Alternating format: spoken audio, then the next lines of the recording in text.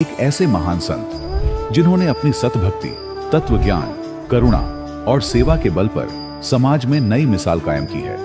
संत रामपाल जी महाराज की अगुवाई में उनके सभी सतलोक आश्रमों से समाज कल्याण के अद्भुत कार्यों ने समाज को सुनहरे भविष्य की एक नई उम्मीद दिखाई है। संत रामपाल जी महाराज से नाम दीक्षा लेने के बाद लाखों लोगों की लाइलाज बीमारियां जैसे कैंसर, एड्स आदि ठीक हुई। संत जी के ज्ञान से प्रेरित होकर उनके अनुयायियों ने लाखों यूनिट रक्तदान किया। संत जी ने लाखों बहन बेटियों का दहेज मुक्त विवाह करवाया।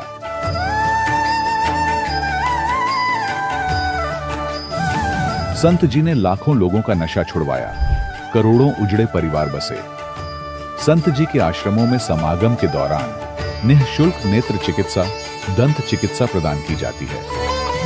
संत रामपाल जी महाराज द्वारा समय समय पर पर्यावरण संरक्षण के उद्देश्य से बड़े स्तर पर वृक्षारोपण किया जाता है। संत जी ने जरूरतमंदों को तत्काल राहत पहुंचाने के लिए एम्बुलेंस सेवा शुरू की। संत जी अपने अनुयायियों को देहदान के लिए प्रेरित करते हैं, जिससे मानवता की सेवा और चिकित्सा क्षेत्र में सुधार हो सके। संत रामपाल जी महाराज के सभी आश्रमों में हर रोज निःशुल्क भंडारा आयोजित किया जाता है, जहां हर वर्ग, हर जाति और हर धर्म के लोग एक साथ बैठकर भोजन करते हैं।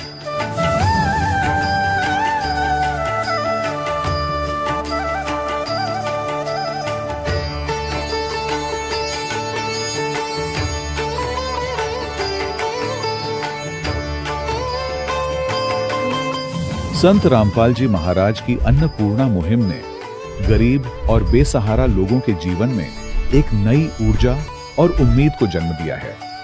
घर घर खाद्य सामग्री और जरूरी मदद पहुंचाकर संत रामपाल जी महाराज ने लोगों को दुख और मजबूरी से लड़ने की ताकत प्रदान की है।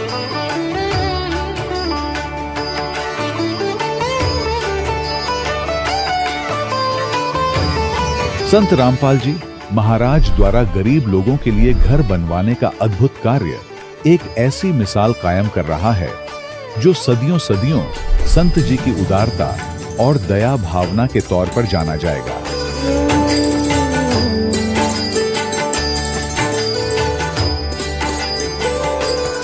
संत रामपाल जी महाराज के आश्रम में हजारों बुजुर्गों को सम्मान और प्यार के साथ जीवन जीने का अवसर मिलता है।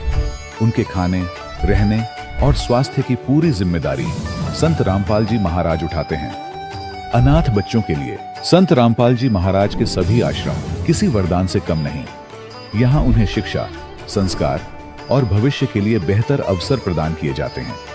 चाहे बाढ़ हो, भूकंप या महामारी, संत रामपाल जी महाराज और उनके अनुयायी हमेशा ही जरूरतमंदों के लिए सबसे आगे खड़े रहते हैं। कोविड महामारी के दौरान संत रामपाल जी महाराज के आश्रमों से करोड़ों लोगों के लिए भोजन, दवाइयां और जीवन रक्षक सामग्रियां उपलब्ध कराई गई। चाहे गरीब की मदद हो या किसी शोषित और पीड़ित वर्ग के हक और सम्मान की लड़ाई, संत रामपाल जी महाराज ने हमेशा ही उनकी दबी आवाज को सरकारों तक पहुंचाया है और उन्हें उचित न्याय दिलवाने में अहम भूमिका अदा की है। समाज में आध्यात्मिक और सामाजिक मूल्यों के प्रति जागरूकता लाने में संत रामपाल जी महाराज हर कदम पर मानवता के सच्चे सेवक साबित हुए हैं। संत रामपाल जी महाराज का जीवन हमें सिखाता है कि सच्ची सेवा वही है जो निस्वार्थ भाव से की जाए। आइए हम भी इस महान सेवा के कार्य में इस महान संत से जुड़ें और संत रामपाल जी महाराज से नाम दीक्षा लेकर अपने जीवन को धन्य बनाएं।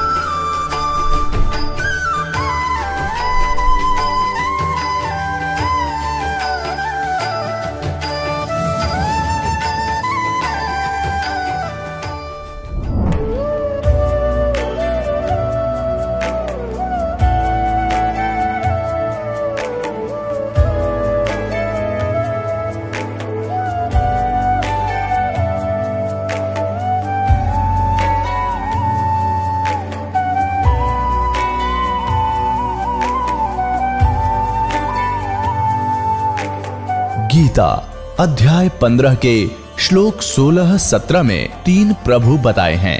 ये 3 प्रभु कौन हैं? किस प्रभु की शरण में जाने के पश्चात जन्म और मरण समाप्त हो सकता है? 3 प्रभुओं में सबसे उत्तम परमात्मा कौन है? कैसा है? उसका क्या नाम है? इन सभी गूढ़ रहस्यों को जानने के लिए अवश्य सुनिए जगत गुरु तत्वदर्शी संत रामपाल जी महाराज के अमृत वचन। सत साहिब दर्शकों, वेदों में प्रमाण है कि पूर्ण परमात्मा अपने भक्तों के सभी रोगों का अंत कर सकता है, और यदि रोगी की मृत्यु भी हो गई हो तो भी पूर्ण परमात्मा उसे वापस जीवित कर उसे 100 वर्षों की आयु प्रदान कर सकता है। ऐसी ही एक जीवित मिसाल है जयपुर राजस्थान की रहने वाली ज्योति जांगिड़ जी की। एक समय था जब ज्योति जी मृत्युशैया पर थीं। उनके दोनों फेफड़े खराब हो चुके थे और आज मीडिया के सामने आकर ज्योति जी ये बता रही है कि मैं पूर्ण रूप से स्वस्थ हो गई हूँ। इनका ये भी कहना है कि संत रामपाल जी महाराज ही पूर्ण परमात्मा हैं। आखिर ज्योति जी संत रामपाल जी महाराज को पूर्ण परमात्मा क्यों कह रही है? आइए जानते हैं ज्योति जी की कहानी उन्हीं की जुबानी। नमस्कार जी। नमस्कार। क्या नाम है बहन जी आपका? ज्योति जांगिड़। ज्योति जी, आप कहाँ से आई हैं? जिला जयपुर राजस्थान। संत रामपाल जी महाराज से नाम दीक्षा आपने कब ली? मार्च 2013 को। संत रामपाल जी महाराज से नाम दीक्षा लेने से पहले क्या आप कोई भक्ति साधना भी करती थी? जी हाँ, मैं हिंदू धर्म में जो भी साधना हुआ करती थी वही सब किया करती थी। नवरात्रि के व्रत रखा करती थी, श्री कृष्ण जन्माष्टमी की व्रत रखा करती थी, 16 सोमवार की व्रत किया करती थी और श्याम जी में मेरी बहुत श्रद्धा थी।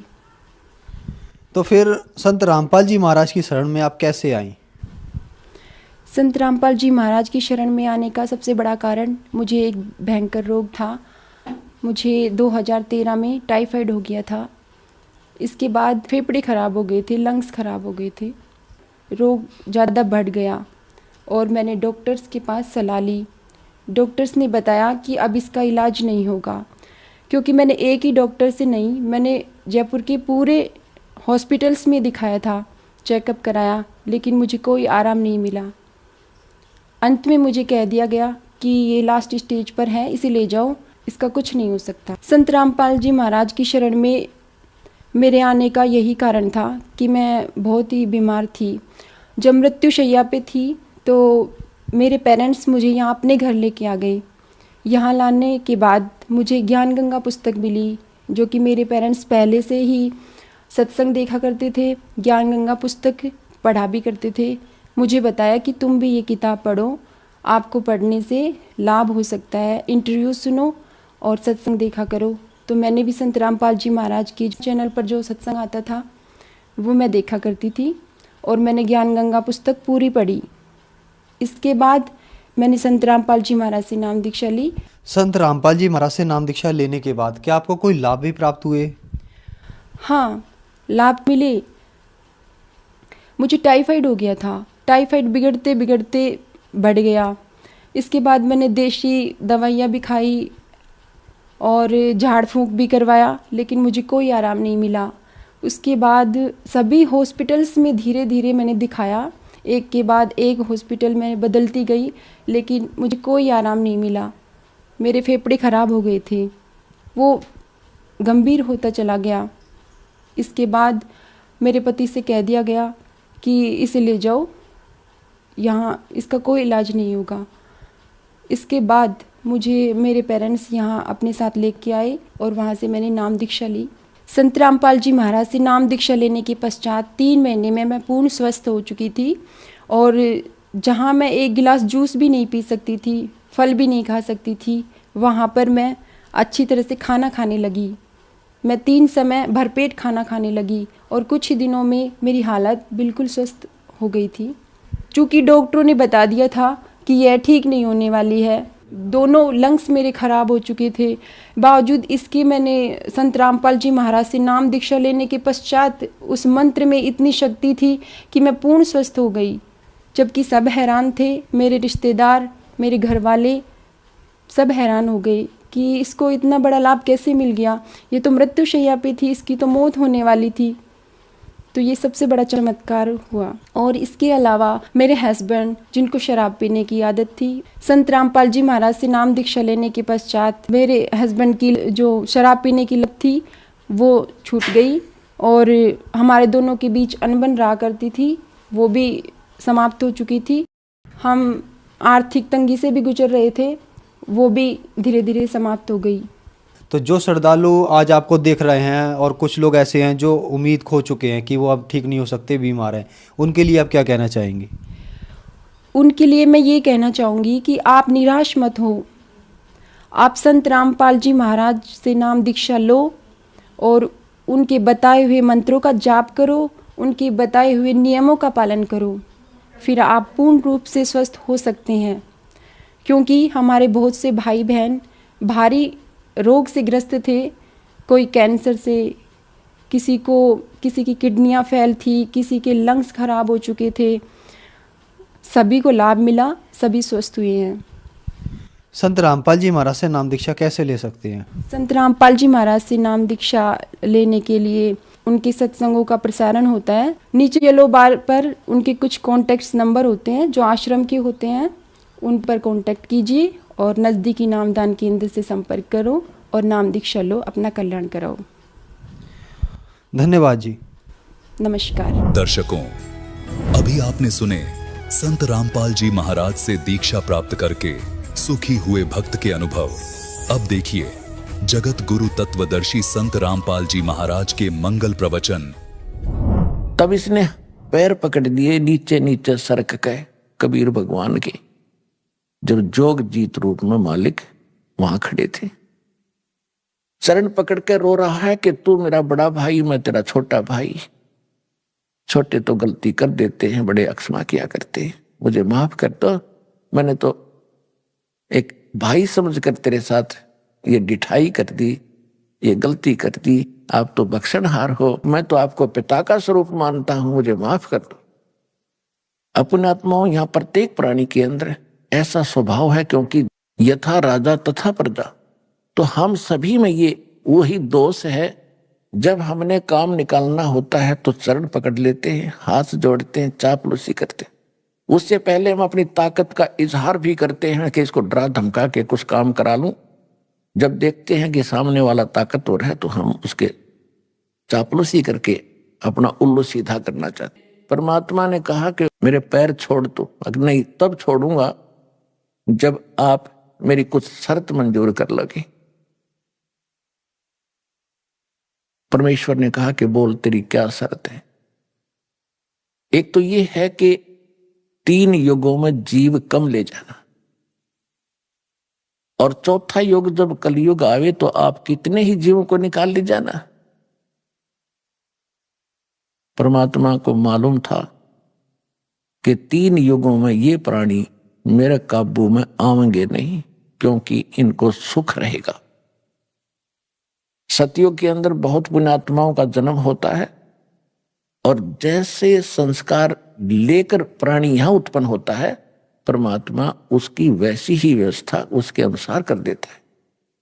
तो सतयुग में पुण्यकर्मी प्राणी होते हैं, सुंदर आब हवा होती है, लाखों वर्ष का जीवन होता है, बाप से पहले पुत्र नहीं मरता और पत्नी विधवा नहीं होती, इतना अच्छी व्यवस्था रहती है, लाखों वर्ष का जीवन होता, तगड़े तगड़े शरीर, लंबे लंबे बड़े फलदार वृक्ष होते, कोई चीज का भाव नहीं। जैसे आज हम मेहनत करते हैं गेहूं चने बनाने के लिए, इतने सब तो उगे रहते, सब तो इतने रहते, तोड़ दो, खा लो और रख लो, बाकी पड़े खड़े रहो, उन्हीं से झड़झड़ा कर फिर अगली बार फिर उग जाते हैं। इस तरह रहता है वहां पर। तो उसके बाद त्रेता युग आता, उससे कुछ कम संस्कार के लोग उत्पन्न होते हैं। द्वापर में फिर उनसे भी कुछ कम अच्छे किस्मत के होते, लेकिन दुख फिर भी कम होता है।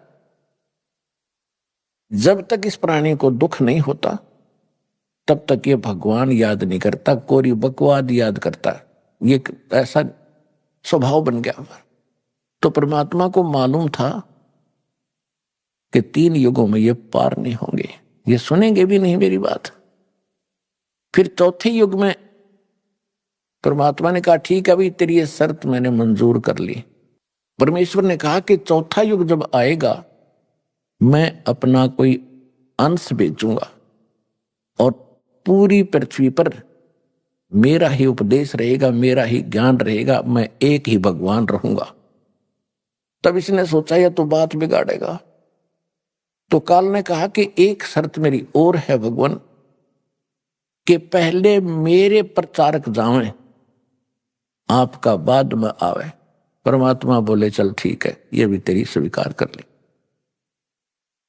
इसने इस प्रकार कई शर्त परमात्मा से रखी, दाता ने इसकी वो सब स्वीकार कर ली। फिर इसने लास्ट में ये कहा कि मुझे वो मंत्र बता दो जिससे तेरे हंस पार होंगे। तीसरी शर्त यह रखी थी कि आप जोर जबरदस्ती ना करना भगवान, नीचे जाओ तो जोर जबरदस्ती करके उनको दीक्षा ना देना, आप अपना ज्ञान देना। आपके ज्ञान को कोई स्वीकार करे तो वो आपका हो, आपके ज्ञान को स्वीकार ना करे वो मेरा हो। ये तो मालिक को पता था कि जब तक इनको ज्ञान ही नहीं होगा तो ये मेरे कैसे हो सकते। परमात्मा बोले भाई ठीक है। फिर इसने शर्त रखी जी, एक शर्त और है। क्या? कि पहले मेरे प्रचारक जाएंगे, आपका फिर बाद में आवे कलयुग में। परमात्मा ने कह दिया कि ठीक है, ये तथास्तु, हम बाद में चले जाएंगे। जब इसने देख लिया, क्योंकि जीव है ये भी, और जीव की बुद्धि जीव सत्र की होती है, और कबीर परमात्मा है, सर्वशक्तिमान है, सर्वज्ञ है। तब उसने क्या देखा कि अब ये क्या करेगा, चौथे युग में आएगा, कर लेंगे जो करना है। एकदम खड़ा हो गया, गरज निकली, बच्चा सुखी, इस फार्मूले से खड़ा हो गया। तो तब कहा कि जाओ जोग जीत संसारा, जीव न माने कहा तुम्हारा। फिर कहते द्वादश पंथ करूं मैं साचा, और नाम तुम्हारा ले करूं अवाचा। उन द्वादश पंथ नाम जो ले ही, वो हमरे मुख आन समोही, और अनेक पंथ चलाऊं, या विद जीवा को भरमाऊं, देवल धाम और मंदिर पुजवाऊं, और तीर्थ व्रत जब तप चतलाऊं, और जाइयो जोग जीत संसारा। फिर जीव न माने कहा तुम्हारा, जीव तुम्हारा कहा न माने, हमरी ओढ़ हो बाद बखाने। ऐसे अज्ञान से भर दूंगा, मंदिर मस्जिद गुरुद्वारे धाम इनकी पूजा पर दृढ़ कर दूंगा, तीर्थ व्रत जब तप चतलाऊं, या विद जीवों को भरमाऊं। तीर्थों पर, व्रत के ऊपर, धाम, मंदिर, देवल कहते मंदिर को, इनमें दृढ़ कर दूंगा इनकी बुद्धि को, और तेरी कोई नहीं सुनेंगे। जब तुम्हारा पीछे अंश जाएगा उसकी कोई नहीं सुनेगा, और मेरे वकील बन करके तुम्हारे साथ विवाद किया करेंगे। जाइयो जोग जीत संसारा, जीव न माने कहा तुम्हारा। परमात्मा को उसकी बुद्धि के स्तर पर हंसी आ रही थी, और परमात्मा ने कहा ठीक है, चौथा युग जब कलयुग आई, तब हम अपना अंश पठाई। घर घर देखो बोध विचारा, सतनाम सब ठोर उचारा। हाँ, फिर इसने एक शर्त और रखी थी कि हे परमात्मा, जो आप नाम दोगे ना, और जिससे वो पार होगा, वो सतनाम मुझे बता दो, ताकि जिसके पास वो सतनाम होगा मैं उससे दूर हो जाऊंगा। परमात्मा बोले मुझे इतना बिल्कुल नादान मत समझे, हाँ, इसा मेरा बौड़ा मत समझे, मूर्ख। और जो तैने चतुरता की है इसका तुझे आगे पता लगेगा। परमात्मा ने कहा कि उस सतनाम को नहीं बताऊंगा तेरे को, तू तो जुल्म कर देगा। और उस सतनाम की यह शक्ति तूने देख ली है, जिसके पास, मेरे हंस के पास सतनाम होगा, तो निकट जाके दिखा दिए उसके, आप पे पता लग जा कि इसके पास वो सतनाम, तुझे बताने की जरूरत नहीं पड़ेगी। वह सतनाम ऐसा होगा जैसे मैंने सतनाम का सिमरण किया तो पताल में जाके गिरा था। और जिस हंस के पास ये सतनाम होगा, को छेड़ के दिखा दियो मेरे बच्चे को, तो क्या कहा कि चौथा युग जब कलयुग आई तब हम अपना अंश पठाई। घर घर देखो बोध विचारा, सतनाम सब ठोर उचारा। सतनाम सुना सुना था राधा स्वामी वालों से। इन राधा स्वामी वालों ने सतनाम के कैख का पता नहीं, ये खान का है कि पीने का है, ये कोई सतलोक है या कोई स्थान है या कोई नाम है या भगवान है। ऐसे बच्चों जैसी व्याख्यान की सुनकर पढ़कर देखो इनके महापुरुषों की पुस्तकें। वो संत मत प्रकाश भाग 1, 2, 3, 4 नरेडंगे पर रखे इन्होंने। वही सतनाम, वही सचखंड, वही सतलोक, वही सारनाम, वही सतशब्द, हर वही असली राम, वही हमारी सतनाम हमारी जात। सतनाम ये 2 अक्षर का होता है और इसकी आज तक छींट नहीं लगने दी। हाँ, परमात्मा जब आए उन महापुरुषों से मिले, उनको सतनाम दिया था, लेकिन उनको प्रतिज्ञा दिला दी थी कि इसका जिक्र ना करना, नहीं तो नाश हो जाएगा बने बनाए हमारे सारे मिशन का। तो जिन महापुरुषों से मालिक मिले वो सतनाम उनको दिया, उनसे प्रतिज्ञा दिला दी थी, धर्मदास मेरी लाख दुहाई। ये मूल ज्ञान दास बता रहा है, ये न कबीर पंथियों के पास है। और ये मूल नाम के अंदर कंप्लीट कोर्स आता है। कंप्लीट कोर्स जो प्रथम 7 मंत्र, दूसरा 2 अक्षर का सतनाम और फिर एक सार नाम, ये है मूल नाम। और जो दास आपको ज्ञान बता रहा है सृष्टि रचना आदि, सृष्टि रचना का जो विशेष कुछ ऐसा अंश है जो आपको किसी ग्रंथ में नहीं मिलेगा, कबीर पंथ के कबीर सागर में भी नहीं मिलेगा, क्योंकि उसमें काफी अंश निकाल दिए गए थे। परमात्मा ने कहा था कि वो मूल ज्ञान और मूल नाम छुपा के रखना। कब तक? कलयुग बीते 5500 पाचा, तब ये वचन मेरा होगा साचा।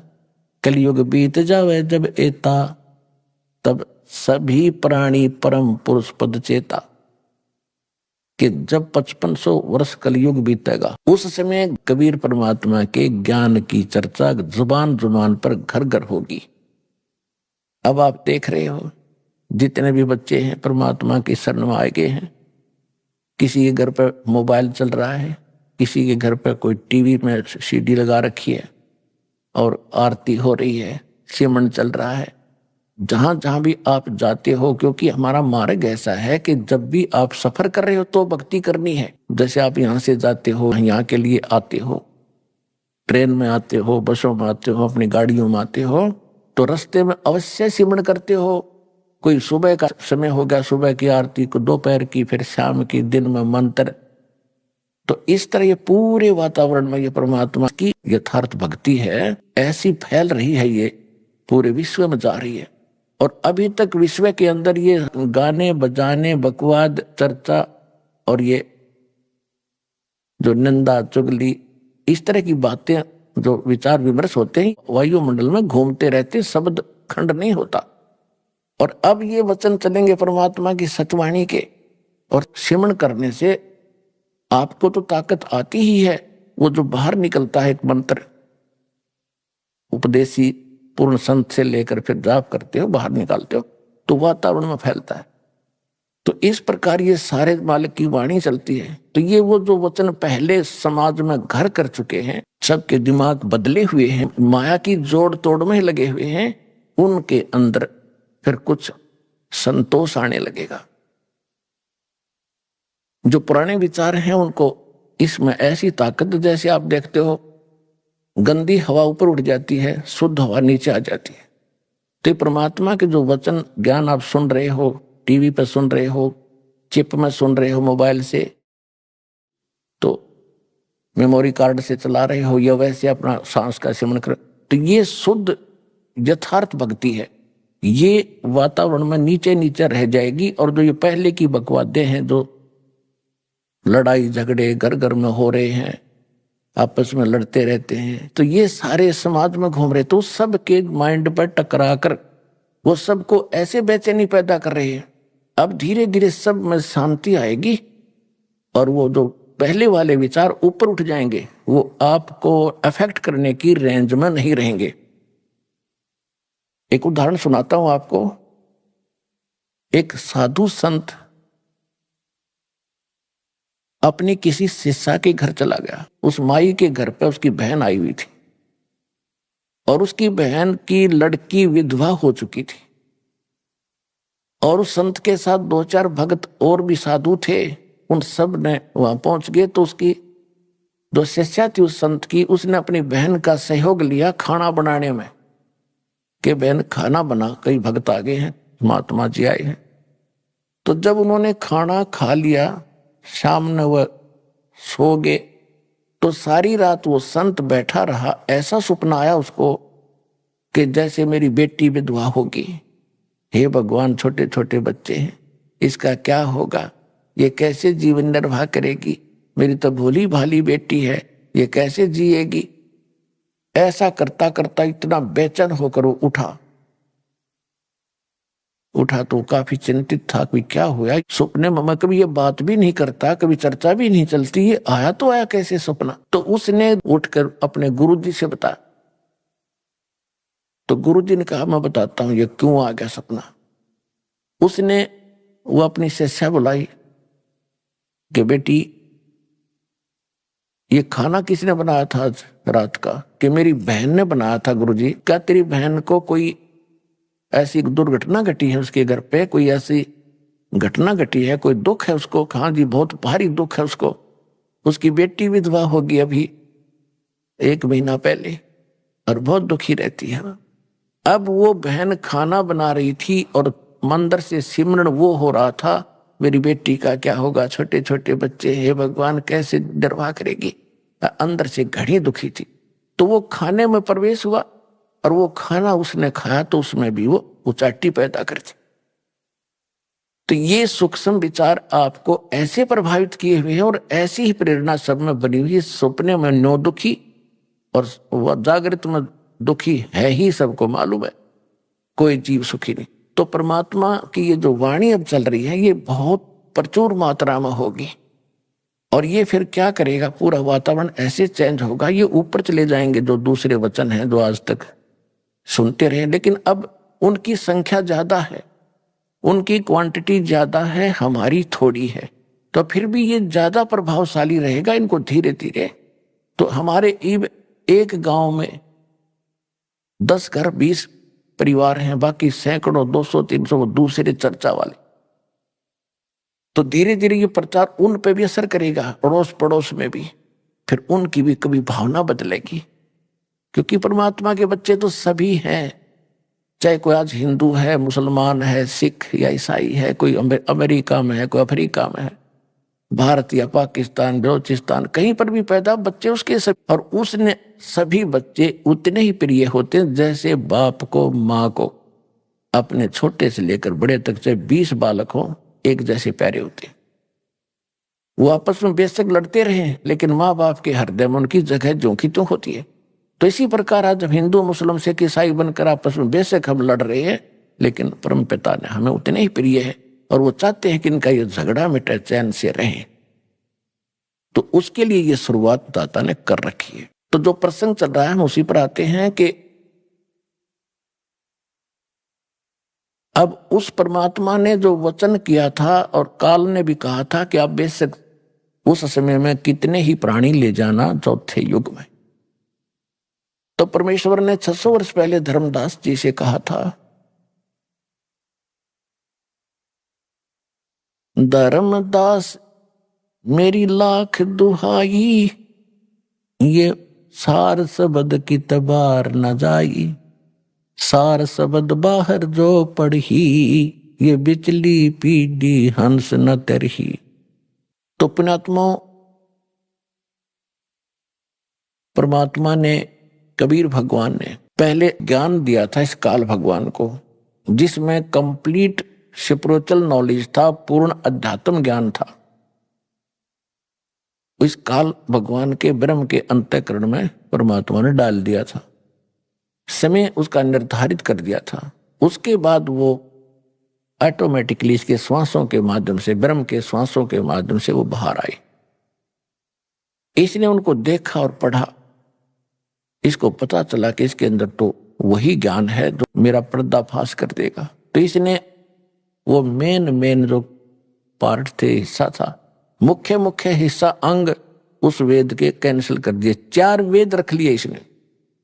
इन चारों वेदों में महिमा तो पूर्ण परमात्मा की है, कबीर भगवान की, लेकिन भक्ति की विधि केवल ब्रह्म तक की है। ओम का नाम और ये 500 यज्ञ, इतनी है बस। परमात्मा ने उसकी पूर्ति करने के लिए स्वयं आना पड़ता है।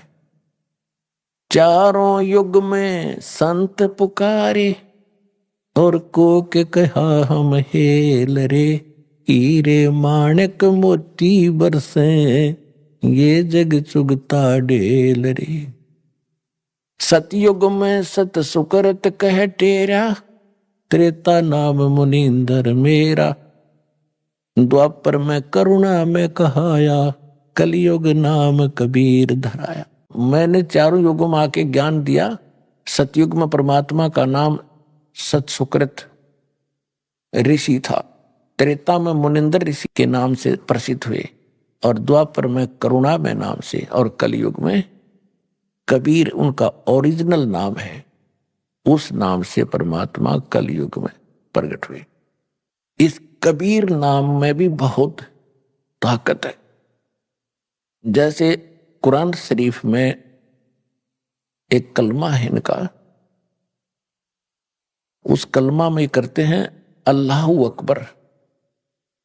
अल्लाहू अकबर, अल्लाह माने अल्लाह, अल्लाह माने भगवान, अकबर अकबर नहीं, वो कबीर है। जैसे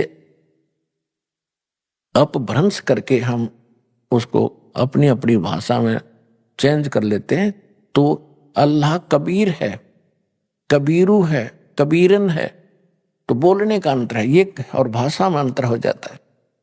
तो इस प्रकार वो अल्लाह कबीर है, अल्लाहू अकबर है। और हजरत मोहम्मद जी को भी परमात्मा स्वयं कबीर जी आकर मिले थे। उसमें तक हजरत मोहम्मद जी का बहुत बोलबाला हो चुका था, काफी शेष हो गए थे, मुसलमान उनके अनुयायी गणे हो गए थे। और उधर से एक जबरील नाम के देवता ने उनको इतना भयभीत करके उसने अपना ज्ञान जो कुरान शरीफ का पढ़ा दिया था। परमात्मा उनको मिले, सतलोक लेकर गए। यह एक मिनी सतलोक है, लेकिन वो नीचे की जो प्रभुता थी वो छूटी नहीं, वापस आ गए। गरीबदास साहिब जी ने परमात्मा की वाणी को यथार्थ चित्रार्थ किया है। उसमें कहा है कि हम मोहम्मद को सतलोक ले गयो, इच्छा रूपी वहां नहीं रहो, उल्ट मोहम्मद महल यानी शरीर में पठाया। गुज बीरज एक कलमा लाया, रोजा बंग नमाज दई रे, बिस्मिल की नहीं बात कही रे। अब मुसलमान भाइयों को भी समझा रहे हैं कि मोहम्मद जी को हम मिले थे, क्योंकि परमात्मा का नियम है कि अच्छी आत्माओं को मिलते हैं, उनको अपने से परिचित कराते हैं। तो एक आधी आत्मा है जो नहीं समझ सके, भगवान को अनुकूल नहीं चल सके। बाकी कलयुग के अंदर जिन महापुरुषों ने परमात्मा को जाना, उनकी बात को माना, उनके कुछ शुभ नाम दास आपको याद दिलाता है। आदरणीय धर्मदास साहिब जी, आदरणीय मलुकदास साहिब जी, आदरणीय नानक साहिब जी जो सिख धर्म के प्रवर्तक संचालक माने जाते हैं, आदरणीय दादू साहिब जी, आदरणीय गरीबदास साहिब जी, गांव छुरानी, जिला झज्जर, हरियाणा वाले, आदरणीय गीसा दास जी, गांव खेखड़ा, जिला अब बागपत हो गया उनका, पहले मेरठ जिला था, और आदरणीय रामानंद जी जो ऋषि माने जाते थे, बहुत बड़े विद्वान थे काशी में। तो इन महापुरुषों को परमात्मा मिले और इनको अपने से परिचित कराया, सतलोक लेकर गए, उनको वापस छोड़ा। तो इन्होंने सत्य को स्वीकार किया और इनको परमात्मा ने वो सतनाम भी दिया। वो सतनाम 2 अक्षर का है, एक उसमें ओम है, एक सांकेतिक है। श्रीमद् भगवत गीता अध्याय नंबर 17 के श्लोक 23 में 3 मंत्रों का जाप का निर्देश है, जिसमें एक तो स्पष्ट है ओम तत्सत। ओम तो स्पष्ट यह ब्रह्म का है, तत् और सत ये सांकेतिक है। एक तत् और ओम दोनों मिलकर के तत् गुप्त है, जो सतनाम प्राप्त है उनको मालूम है वो कौन सा मंत्र है। तो ये दोनों मिलकर सतनाम बनता है 2 अक्षर का, और यही 2 अक्षर का नाम धर्मदास जी जाप करते थे, सतनाम। इसको श्वास वो श्वास से जाप करना होता है। श्वास जब बाहर छोड़ते हैं एक मंत्र छोड़ना होता है, अंदर लेते हैं जो दूसरा मंत्र सतनाम के 2 अक्षर का। तो इस प्रकार सिमरण किया हुआ सतनाम की बहुत बड़ी कीमत होती है। उसके विषय में गरीबदास साहिब जी ने एक थोड़ा सा हिंट दिया है कि जो सतनाम तुम्हें प्राप्त है अधिकारी से मिला है, जैसे इस दास से ये दीक्षा ले ले कोई, और तीनों नाम भी प्राप्त कर लिए उसने, क्योंकि ये तो आपको देने ही है। जब योग्य हो जाओगे तो बुद्धि भ्रष्ट हो जा किसी मूर्ख की, और वो अपने आप स्वयंभू गुरु बनकर इन मंत्रों को आगे देने लग जावे, तो उससे कोई लाभ नहीं होने वाला। वो तो अपना जीवन नाश कर दिया उसने, क्योंकि गुरुद्रोही हो गया। और जो उसके शिष्य होंगे उनको कतई लाभ नहीं हो, क्योंकि अधिकारी के बिना ये मंत्र काम नहीं करे।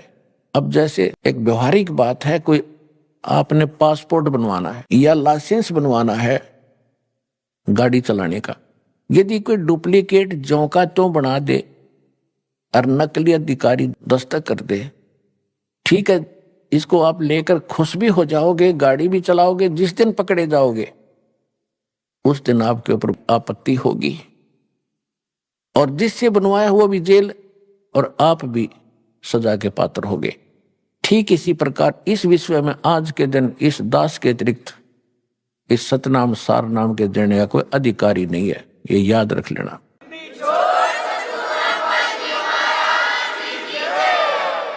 और यदि इस दास से नाम लेकर के कोई स्वयं गुरु बनकर नीच आत्मा या गलती कर रहा हो, उससे भी बचना है, अन्य समाज को बचाना, झगड़ा नहीं करना, क्योंकि परमात्मा का वचन है उस काल के साथ कि ज्ञान देकर आप अपना बनाना, बाई फोर्स ना करना। अगर हम बाई फोर्स करेंगे किसी के साथ तो भगवान रुष्ट हो जाएगा। हमने ज्ञान सुनाना है। सुनने वाला भले ही आपको कोई नाराज भी होता है, आपको बुरा भला भी कहता है, तो शांति रखना, फिर देखना एक दिन आपके गुण गावेगा जब उसकी बात समझ में आ जाएगी। तो इसलिए दास प्रार्थना करता है कि ऐसा कोई निकम्मी आत्मा कहीं अपने कर्म फोड़ रहा हो, अपने कर्म बिगाड़ रहा हो, तो उसको भी समझाना कि भाई साहब क्यों अनमोल जन्म खो रहा है, तो काहे का गुरु है। आज तक हमने ऋषियों के इतिहास पढ़ लिए, हजारों की संख्या में संतों के प्रवचन सुन लिए, किसी ने कह नहीं पता इस सतनाम का, और आप कहां से चुरा कर ले आए। तो परमात्मा कहते हैं बेखों के लश्कर फिरे, ये बाणी चोर कठोर, सतगुर धाम ना पहुंचेंगे ये 84 के डोरे। तो इस सतनाम को इस दास से लेकर मर्यादा में रहकर आप इसकी भक्ति करोगे, आपको कितना पुण्य मिलेगा, कितना लाभ मिलेगा। एक सांस बाहर छोड़ा, दूसरा अंदर लिया, ये कंप्लीट हो गया। ये एक सिमरण हो गया सतनाम का। और इस सतनाम की कितनी कीमत है। सतनाम पालड़े रंग होरी हो, 14 लोक चढ़ावे राम रंग होरी हो, 3 लोक पास्यंग धर रंग होरी हो, तो ना तुले तुलाया राम रंग होरी हो। आदरणीय गरीबदास साहिब जी को परमात्मा मिले थे, गांव छुड़ाने जिला दद्दर वाले को, क्योंकि परमात्मा का जो काम है वो कोई निष्प्रयोजन नहीं होता। और उन्होंने पहले ये कह रखा था, धर्मदास जी ने कबीर सागर में लिखा हुआ है, कबीर वाणी एक चैप्टर है कबीर सागर में, उसकी 134, 136 और 137 पृष्ठ पे स्पष्ट किया है कि 12 पंथ ये काल के नकली चलेंगे, और 12वां पंथ जो होगा गरीबदास जी का होगा, जो सन 1774 में जिसका जन्म होगा। और कबीर सागर में गलती से 1775 प्रिंट है, 1 वर्ष की वजह से लिखण में गलती हो रही है।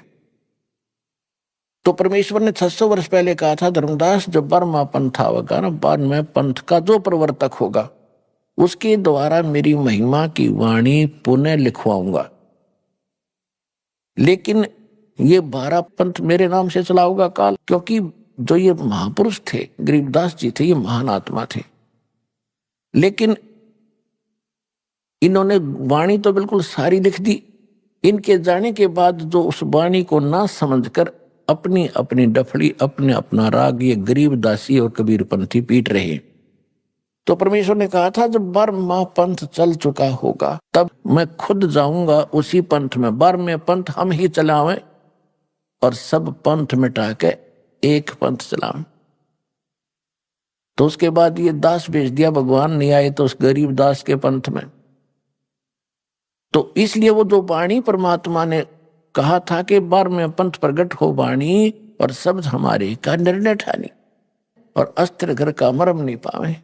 कहते हैं 12 पंथ हम ही को धावे और साख हमारी ले जीव समझावे, असंग जन्म ये ठोर नहीं पावे। हमारी इस वाणी को, गरीबदास जी की वाणी को, मेरी वाणी को ये आधार बना के ज्ञान तो दिया करेंगे, लेकिन ये इसके असली रहस्य को ना समझकर असंग जन्म पार नहीं होंगे। फिर 12वें पंथ हम ही चलावे। गरीबदास वाले पंथ में हम आएंगे और सब पंथ मिटा के एक पंथ चलाएंगे। धर्मदास मेरी लाख दुहाई, ये मूल ज्ञान कई बार न जाई।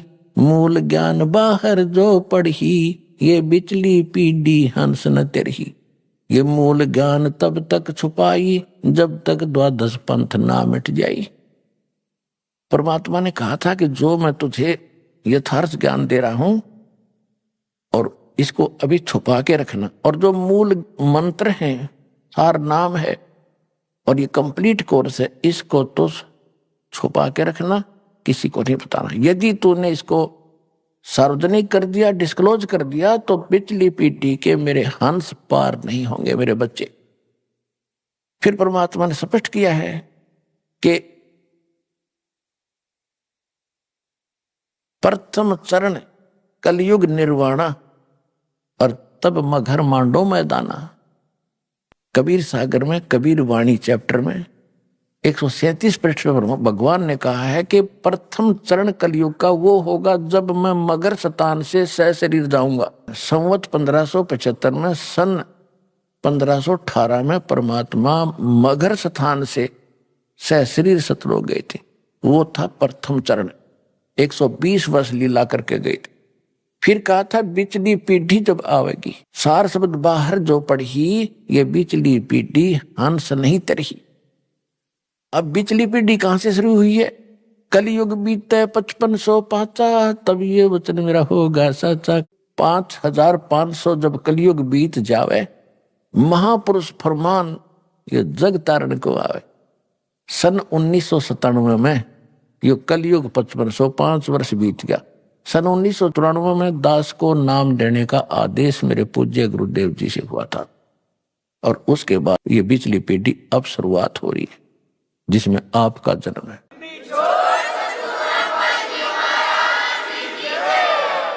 तो जो प्रसंग चल रहा था, तो परमात्मा ने वो सतनाम की महिमा बताई है। सतनाम पालड़े रंग होरी हो, 14 लोक चढ़ावे राम रंग होरी हो। अपने आत्मा एक मौखिक जाप करने लग जाए इंसान, जीभ पे छाड़े पड़ जाए, और कितना नाम जाप कर सकता है? मौखिक जाप 1000 बार, और उसी मंत्र का जाप यदि आप मानसिक करते हो तो वो एक, और उस मंत्र का अगर श्वास से सिमरण किया जाता है, कौन से मंत्र का? जो यथार्थ मंत्र है, अटपट का नहीं, तो उसका मानसिक से भी 1000 गुना ज्यादा लाभ होता है। तो जो श्वास का सिमरण, यथार्थ मंत्र जो श्वास का आपको दिया गया, अधिकारी से प्राप्त हो, यानी कोई भी वस्तु है, कोई भी काम है, मर्यादा से चलता है। परमात्मा ने भी अपनी मर्यादा बना के छोड़ दी है कि छोटा सा बच्चा गर्भ में होता है, फिर वो बाहर आता है, समय पर बाहर आता है तो माँ के स्तन में दूध पहुंच जाता है पहले ही, क्योंकि उसके दांत नहीं होते। फिर युवा होता है इतने समय में, फिर इतने समय में फिर मरता है। ये मर्यादा भगवान ने बना रखी है। इसी प्रकार इस भक्ति की भी मर्यादा, इसमें इधर उधर होने से लाभ नहीं होगा बिल्कुल भी। तो क्या बताया भगवान ने कि परम संत से लेने के बाद जो एक श्वास का जाप आप करोगे और मर्यादा में रहोगे, तो आपकी इतनी पूंजी भक्ति की इकट्ठी हो जाएगी। अब ये समझ लो कि जैसे एक तो पैदल चले, पैदल जाने में आगे समुद्र आ गया, बाधा बन गई। जहां तक देखते जल ही जल है, जल ही जल है, वापस आ जाता है कि आगे धरती खत्म। तो इसी प्रकार इन ऋषि महर्षियों ने जो अपनी पैदल यात्राएं की, अपने अभ्यास से जो मंत्र ये करते थे, तो त्रिकुटी पर जाकर वापस हो लेते थे कि इसका आगे कुछ है ही नहीं, त्रिकुटी का कोई स्थान है नहीं, इसे अगर बहुत ज्यादा वस्तु है। तो इस प्रकार जहाज में बैठ कर जावे, समुद्र को भी पार कर जावे, यथा स्थान पर पहुंच जाता है। तो इस प्रकार ये साधना जो दास आपको देगा, ये ऐसी साधना है, ऐसा ये यान बन जाएगा, इन सब के ऊपर के पार करता हुआ सतलोक आपको जा छोड़ेगा। और जो कुछ भी हम इस शरीर के अंदर सुन रहे हैं, ये तो एक पिंड है, और इस पिंड के अंदर एक ब्रह्मांड का ही, इसमें जो कुछ भी हो रहा है वही सुनाई देता, वही दिखाई देता। अभी आपने सुने संत रामपाल जी महाराज के मंगल प्रवचन। आइए अब सुनते हैं संत रामपाल जी महाराज से नाम दीक्षा लेकर सतभक्ति करके अद्भुत लाभ प्राप्त करने वाले अनुयायी के विचार। दर्शकों, कुछ लोग लाभ प्राप्त के लिए भगवान की पूजा करते हैं, लेकिन कुछ लोग ऐसे भी होते हैं जिन्हें आध्यात्मिक ज्ञान और भक्ति की जिज्ञासा होती है, जिस कारण से वो अलग अलग धर्म गुरुओं से भी जुड़ते हैं। दर्शकों, कुछ ऐसी ही कहानी थी बिहार के रहने वाले लाल बहादुर शाह जी की, जिन्होंने अपना पूरा जीवन ही हिंदू धर्म में प्रचलित सभी तरह की साधनाओं को करने में बिता दिया, लेकिन उनको मन की शांति कहीं भी नहीं मिली। लेकिन आज लाल बहादुर जी का कहना है कि जब से मैंने संत रामपाल जी महाराज से नाम दीक्षा ली है, तब से मेरा जीवन ही बदल गया है। दर्शकों, आखिर संत रामपाल जी महाराज ने लाल बहादुर जी को ऐसी कौन सी जड़ी बूटी दे दी जिससे उनका पूरा जीवन ही बदल गया? आखिर इसके पीछे की सच्चाई क्या है? आइए सुनते हैं लाल बहादुर शाह जी की कहानी इन्हीं की जुबानी। सर नमस्कार। जी सत साहब। सर क्या नाम है आपका? लाल बहादुर शाह। कहाँ से आए हैं आप? जी मैं गांव मोतीपुर, तहसील ताजपुर, जिला समस्तीपुर, बिहार से। संत रामपाल जी महाराज से नाम दीक्षा आपने कब ली? जी मैं संत सतगुरु रामपाल जी महाराज से 30 अक्टूबर 2013 में उनके शरण में हम दीक्षा आश्रम में आकर के लिए। सर संत रामपाल जी महाराज से नाम दीक्षा लेने से पहले आप क्या भक्ति साधनाएं करते थे? जी संत रामपाल जी महाराज के शरण में आने से पहले हमारे जैसे पूर्वज, हमारे पिताजी, हमारे दादाजी सभी कबीर पंथ में जुड़े थे। उस पंथ में सिर्फ कंठी बांध दिया जाता था और बोला जाता था कि सतनाम सतनाम करो और भंडारा खाओ, तो उससे हमको मन नहीं भर पाता था। तो हम जैसे अन्य देवी देवता की पूजा करने लगे, जैसे दुर्गा जी का पूजा करना, गणेश जी का पूजा करना, लक्ष्मी जी का पूजा करना, भोला बाबा जो यानी बाबा बैजनाथ धाम में जल चढ़ाना, ये सब हम करने लगे। उससे भी हमको मन नहीं भराता था। हमारे ताजपुर बाजार में एक आर्य समाज का मंदिर था, तो आर्य समाज मंदिर में हम जाने लगे। वहाँ हम गए तो साप्ताहिक वहाँ चल रहा था यज्ञ, तो हम उस यज्ञ में जाने लगे। वहाँ साप्ताहिक यज्ञ में हम गए, लगभग 6 महीना तक यज्ञ में हम रहे। तो वहाँ जैसे हमको मंत्री बना दिया गया। मंत्री बनाने के बाद में लगभग 3 साल तक हम वहाँ रहे। उसमें हम पैसा जो है चंदा इकट्ठा करके बहुत बड़ा गायत्री महायज्ञ कराए। गायत्री महायज्ञ में वहाँ जो है सो बहुत सा वार्ताकार को बुलाया गया, जो अपना टीकाकार को, लेकिन उनके बातों को सुनने के बाद भी हमको संतुष्टि प्राप्त नहीं हुआ। तो उसके बाद जब संतुष्टि प्राप्त नहीं हुआ तो फिर हमको जैसे अंत में अंदर में आत्मा में प्यास लगा हुआ था, तो हम फिर उसके बाद हमारे एक बालजुएश्वर महाराज के वहीं पर बगल में चल रहा था, तो हम उनमें वहाँ चले गए सुनने के लिए। जब हम वहाँ गए बालजुएश्वर महाराज के यहाँ, तो उनका भी उसमें कबीर बानी का ही बात बताया जाता था। जब कबीर बानी का जब बात बताया गया तो हमको जैसे सोचे कि तो कबीर बानी का ही बात है, तो क्यों नहीं जैसे हम सुनने के बाद में जब वहाँ सुने तो वहाँ कहे कि जैसे गुरु दीक्षा लेना होगा, तो हम वहाँ भी गुरु दीक्षा लिए। लेकिन वहाँ का गुरु दीक्षा में सिर्फ जैसे हठ योग यानी 4 प्रकार की क्रिया बताया गया, तो जो उस क्रिया को हम करते थे, लेकिन हमको आत्मा में अंदर से जो सो प्यास लगा ही रहता था कि चूंकि सतभक्ति तो हमको इससे प्राप्त नहीं है। तो फिर हमारे एक मित्र हैं, वो भंडारा किए, वही जो साहेबंदगी वाला। तो हम वहाँ गए, वहाँ पूछे कि देखिए हमको जैसे दीक्षा लेना है तो इसमें कैसे जैसे क्या करें। तो वहाँ जैसे बताया कि से देखिए यहाँ तो जैसे पान चौका मिलता है और आरती चौका करना पड़ता है। तो हम कहे कि तो सो इसमें तो हमको अंदर से प्यास, तो हम कहे नहीं ये तो नहीं है। तो फिर हम कहें इसका शास्त्र पढ़ेंगे। तो हम आए मगहर, मगहर में जब आए तो हम वहाँ से अनुराग सागर एक पुस्तक लिए। अनुराग सागर पुस्तक लेकर के जब हम पढ़ें तो उसमें जैसे पुस्तक में जिस तरह लिखल है, परमात्मा कबीर साहब का जो आए थे आज से 600 वर्ष पहले और जो बता रहे थे, उस वाणी से बहुत हट के उसमें बताया जा रहा था। उसमें इसलिए बताया जा रहा था कि वो जो है उसमें तो परमात्मा का जो नाम उपदेश देने का जो उसमें विधि है उससे बहुत हट के ये लोग बता रहा था कि नहीं, यहाँ तो जैसे सिर्फ कंठी बांध दो और ये भंडारा खाओ और सतनाम सतनाम, नहीं तो ये गुरु दीक्षा लो। तो हमको मन नहीं भर पाया।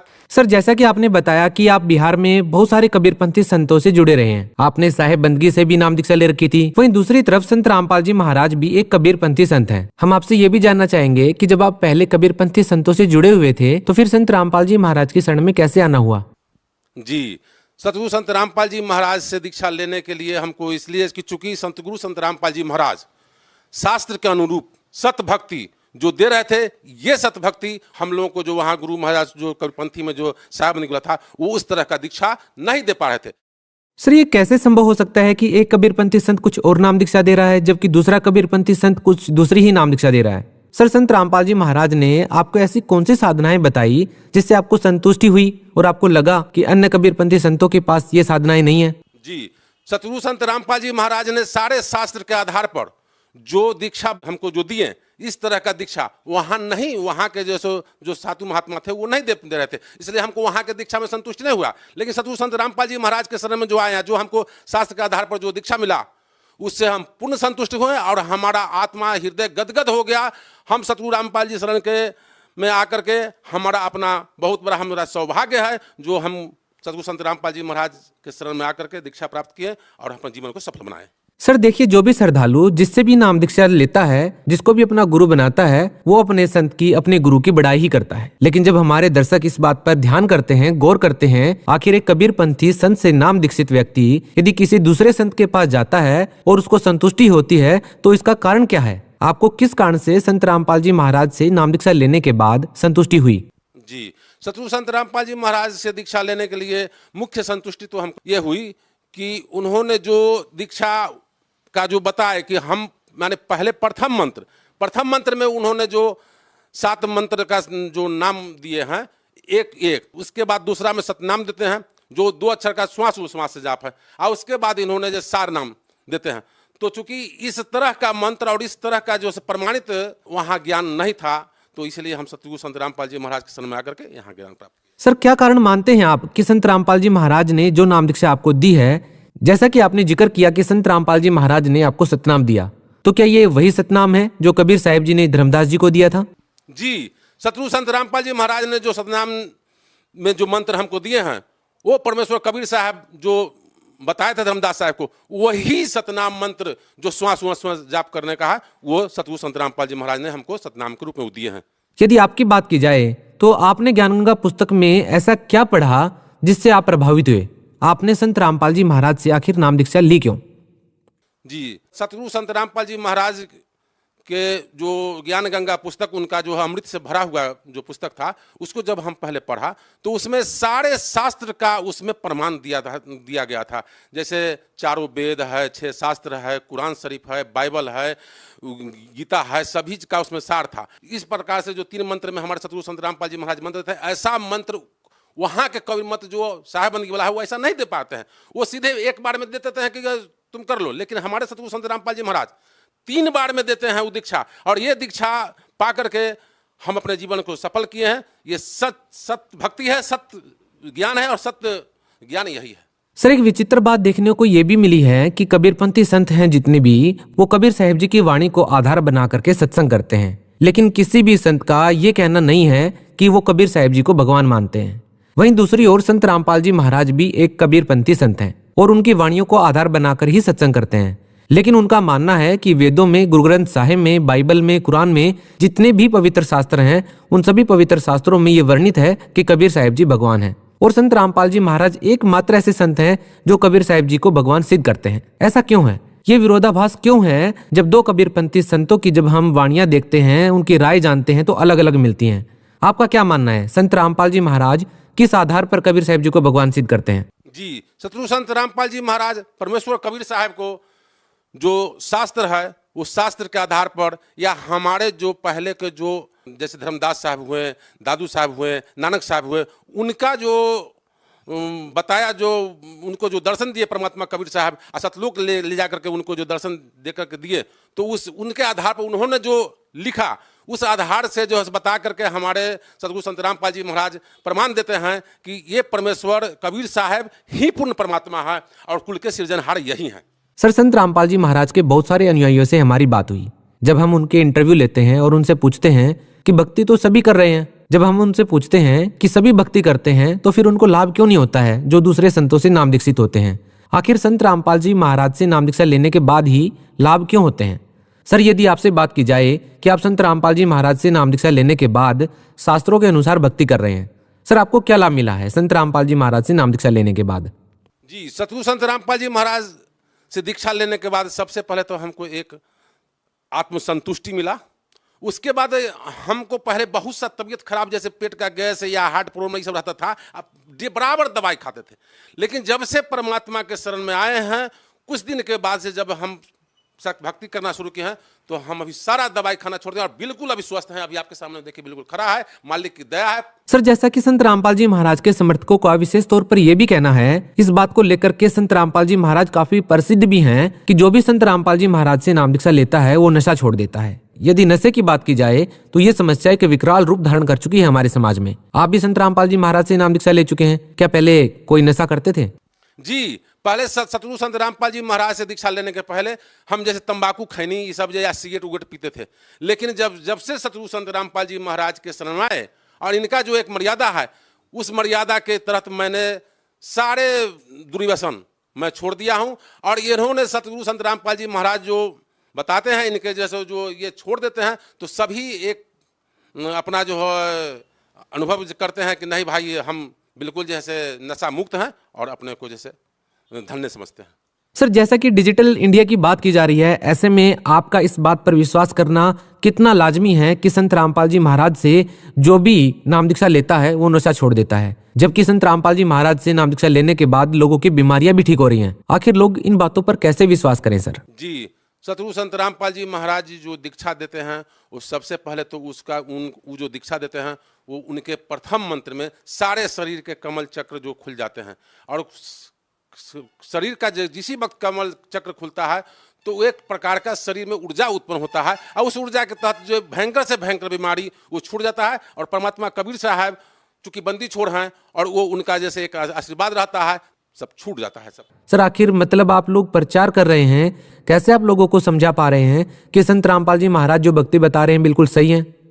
जी, सतगुरु संत रामपाल जी महाराज का जो ज्ञान जो देते हैं, वो उनके पुस्तक ज्ञान गंगा या गीता तेरा ज्ञान अमृत के माध्यम से या पंपलेट के माध्यम से हम लोग जगत के लोग बीच में जाते हैं और वहाँ समझाते हैं कि ये हमारे सतगुरु संत रामपाल जी महाराज सारे जो हमारे शास्त्र हैं, 4 वेद हैं, 6 शास्त्र है, 18 पुराण है, गीता है, बाइबल है, इससे प्रमाणित करके जो ज्ञान है वो ज्ञान देते हैं। इस ज्ञान को आप करो। ये इससे जो पहले जो भक्ति करते हो, उस भक्ति से जैसे मालिक बताते नहीं हैं कि वो भक्ति जो है जगत के आधार पर, जो लोक वेद के आधार पर, उस भक्ति से आपको लाभ नहीं होगा। लेकिन सतगुरु संत रामपाल जी महाराज के शरण में आकर के अगर आप इस भक्ति करते हैं, इनसे दीक्षा प्राप्त लेते हैं, तो आपकी शारीरिक, आर्थिक या अन्य सभी प्रकार के लाभ आपको मिलेंगे। संत रामपाल जी महाराज के बारे में और कुछ कहना चाहेंगे आप अपने अनुभव के बारे में? जी, सतगुरु संत रामपाल जी महाराज जो भी ऋषि मुनि संत साधु सभी को कहे हैं कि अगर आप आओ हमारे साथ और हमारे साथ जैसे शास्त्रार्थ करो। अगर शास्त्रार्थ में अगर आपकी बात अगर है सही तो हम आपकी बात मान, नहीं मेरा बात है सही तो आप हमारे बात मान करके और सभी को जैसे ये इस ज्ञान से अवगत कराया जाए। बहुत बहुत धन्यवाद सर। जी जी सत साहब।